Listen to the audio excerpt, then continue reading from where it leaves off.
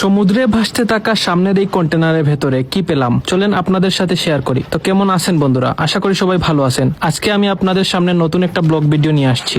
যাই হোক বন্ধুরা, কন্টেনারের সামনে গিয়ে কন্টেনারের দরজা খুলে আমি অনেক অবাক হয়ে যাই, কারণ ভেতরে ছিল বুগাটি কার। এদিকে গাড়ির কন্ডিশন তেমন একটা ভালো ছিল না। যাই হোক, আমি কন্টেনারকে স্পিডবোটের সাথে বেঁধে দিলাম আর স্পিডবোট দ্বারা সেই কন্টেনারকে সমুদ্রের পাড়ে নিয়ে আসলাম। দেখুন বন্ধুরা, কত ময়লা জমে আছে। যখন আমি গাড়ির গ্লাসটা ধরলাম, গ্লাসটা এমনিতেই ফেটে গেল।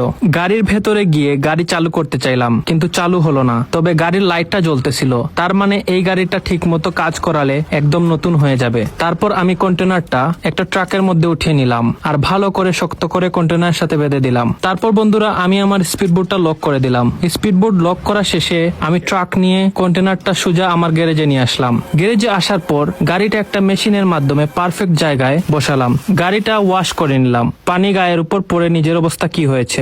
যাই হোক, ওয়াশ করার পর এখন আরো অনেক কঠিন চ্যালেঞ্জে পড়ে গেলাম, কারণ ধুলাবালির সাথে গাড়িতে ডাস্ট এবং মল্ট ছিল, আর এইগুলা রিমুভ করতে অনেক এক্সপেন্সিভ একটা খরচ হবে। তাই আমি 2 জন ওয়ার্কার হায়ার করলাম। এই 2 জন ওয়ার্কার আমার গাড়ির সব খারাপ পার্টস গুলা রিপ্লেস করে দিল, কিন্তু গাড়ির ইঞ্জিনটাও খারাপ ছিল, তাই গাড়ির ইঞ্জিনটাও পাল্টাতে হলো। তারপর মল্ট এবং ডাস্ট পরিষ্কারের জন্য সিরিজ কাগজ টাইপের একটা কাগজ দিয়ে ঘষতে ঘষতে সারা গাড়িটা চকচকে বানিয়ে ফেললাম। তারপর আমি গাড়িটা রং করে ফেললাম, আর এখন এই গাড়িটা একদম শোরুম কন্ডিশন লাগতেছে।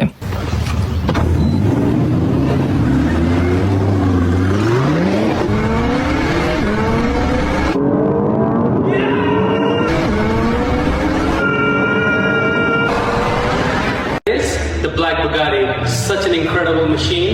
I just wanted to say thanks for watching and hanging out with me today. I'll see you in the next one.